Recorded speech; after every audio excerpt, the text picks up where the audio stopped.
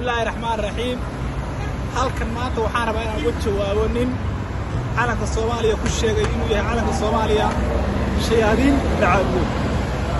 ninkaas oo waraysiga TV-da Soomaaliyeed waxaan rabaa inaan ka jawaabo maalmaha soo socda waxaan ka soo doonaa barnaamij aad u fiican. ninkaas calanka Soomaaliya u jeedaan buucayay maalmaha soo socda waxaan rabaa inaan barnaamij ka sameeyo kala soco maalinta هذا إن شاء الله تعالى صوص عطاء إن عن برنامج كسميه ونك عن وجه وابي إن شاء الله بيت كذا فيسبوك يعني لايك أنا صار سبسكرايب اللوب إن شاء الله وأنا ما سنتي متصل عليه.